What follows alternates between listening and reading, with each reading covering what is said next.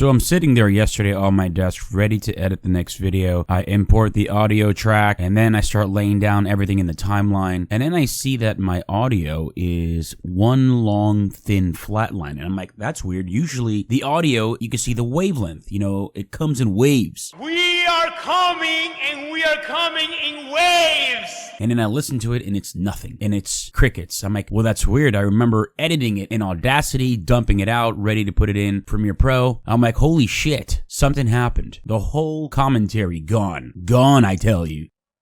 What? It's gone. It's all gone. But all is not lost. I can do it over again. But then I thought, I don't want to always talk about relationships. You see what I'm saying? After all, we are a gaming channel. And as far as gaming is concerned, let me take you back as to where this all started. This channel here that you are watching here, this is my OG original YouTube channel, dating back from when YouTube debuted in 2006. Yeah, it's been that long. There's actually so many videos in this channel that are private that had nothing to do with gaming and everything to do with acting, everything to do with all the movies and TV shows and commercials that I've done. But that's another life for another time. You understand? And so if you're wondering, man, he sounds like a radio guy, it's because I just woke up, and when I wake up, my voice is groggy. It's like I have a frog in my throat.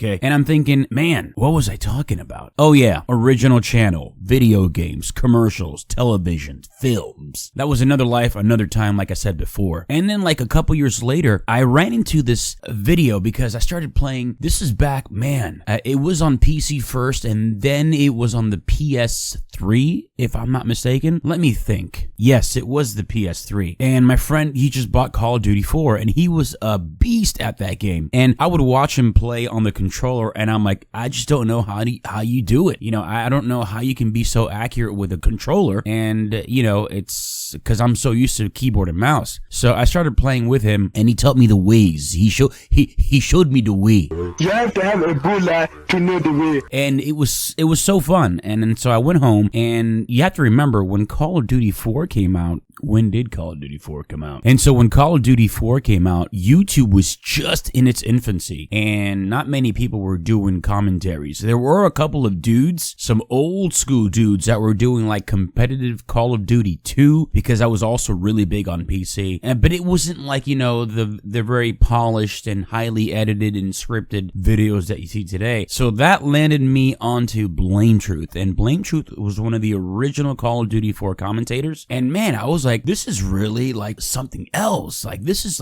like before even partnerships existed, before even monetary gain, and before AdSense was like a part of the YouTube picture, right? And I'm like, I couldn't get enough of this guy. He also did Pokemon videos. But you know, to bring you up to date today, Blame Truth isn't really doing Call of Duty much. He's actually streaming on Twitch, and he's doing very well, and I'm glad to see that. And because I was like in bed this morning thinking, man, whatever happened to that one dude? And I'm here like Googling and like using keywords, first Call of Duty 4 commentators, old school commentators, list of old Call of Duty I'm like, what the hell is that guy's name again? And I'm like, oh shit, hit me like a ton of bricks. Blame Truth, Blame Truth. And yeah, so like I was watching that like way back in the day, like 2008. We're fucking talking 10 years ago now, man. And so I was like enamored with this guy's style of just talking to you and telling you what he's doing. And he was really good at the game. And we're talking console here, boys and girls, not even PC, right? So I'm like, this guy has got something going. And then, you know, the Halo thing really blew up out of that, and some other old school games that were like the quintessential like first movers advantage on YouTube, right? And so when Black Ops 1 came out, I'm like, you know what? I want to do like Call of Duty news. It's so funny that I'm playing Overwatch and I'm talking about Call of Duty, but I'm giving you like a little history lesson. Usually on Fridays, I feel very nostalgic. It could be because I'm like, you know,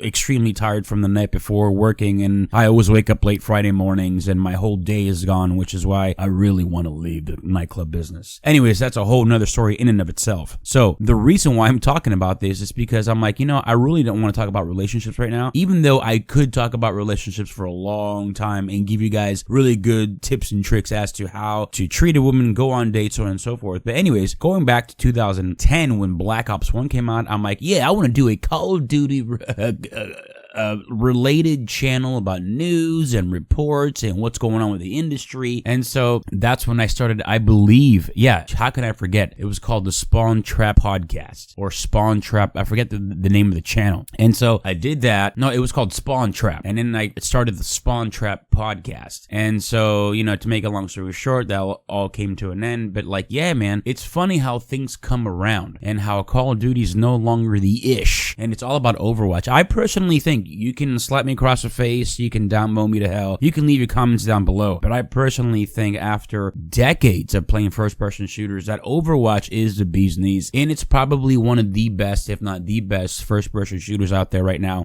As far as the price is concerned, it just came off of a sale. It was 50% off, $19.99 or the $29.99 for the Founders Pack, something like that. I'm not here shilling or selling this game to you. It's already been out for 2 years, almost 2 years. This year is going to be 2 years. And so everything from that to the voiceovers, to the presentation, to the visuals, to the gameplay, the constant balancing, the constant free shit that you get with the game, free characters, free maps. It's just like they really, took a step back, zoomed out a bit and said, what does the industry need and how can we better it? How can we make it better? Not better it. What kind of grammar is that? But how can we make it better? And of course, look at everybody who put together that game. They are old school Team Fortress 1 veterans, and then moved on to Team Fortress 2 and Doom and Quake and all that stuff. So you guys know the history. You don't need a history lesson from me, but I really wanted to, keep it gaming a little bit on this commentary and maybe even continue on this path and keep it funny, keep it light. And by the way, I want to close out by saying that I do this for fun. Not usually, but in the last several weeks, if not months, we've been all getting, everybody who has a Gmail/YouTube account, we've been all getting emails from the big old YouTubes, the men and women behind the curtain over at YouTube that run the yellow brick road, so to say, that they're going to be demonetizing and knocking people out of their partnerships, those who do not qualify because you don't meet certain amount of views a month and or subscribers. And so a couple of years ago, I decided to come back to my original channel and said, you know what, let me just keep it all in one place and do this and do gaming here, because it is, after all, my original OG channel, and whatever happens, happens. But I don't make money doing this. I do this for fun, and I think that was a good idea to go ahead and swipe people of partnerships and or making money that really don't put the effort or the ambition into doing this. You see what I'm saying? So it actually got rid of a whole bunch of, well, I don't want to use the word, I was going to say posers, but if you think about it, when I started out and even a little bit before me, there was like a standard, a quota to meet. Then a couple of years ago, that quota has been completely abolished to where everybody and their mother can get a partnership and make money. And so, yeah, there was a loss of quality, a downgrade, so to speak. But just to keep you guys up to date as to how I feel about this whole situation, there it is. I just told you. I think that, quality should be some sort of a standard, and there should be some quotas met, to be honest with you. So I'm just going to keep it friendly, going to keep it cool, going to keep it gaming with you guys, and you guys let me know what you want to see. But, Overwatch, as far as my Overwatch and my Zenyatta's gameplay, I love Zenyatta's because nobody ever fucking wanted to be support. Everybody wanted to be a beast, but nobody wants to do a beast do. Everybody want to be a beast until it's time to do what beasts do. So I'm like, I'll be support because I'm always in support playing Dota. So let me just be support playing Overwatch. And so I kind of stuck with Zenyatta. And in the defense side of things, I always stuck with Torbjorn. So you guys are going to see a lot of that gameplay here. But I'm already rambling. It's far too long. It's Friday. I got to get my shit together. I can't go to the gym today. I'm so tired, man. God damn it. Let me know what you guys think. Leave your feedback below in the comment section for me, boys and girls. And I'll see you guys in the next video.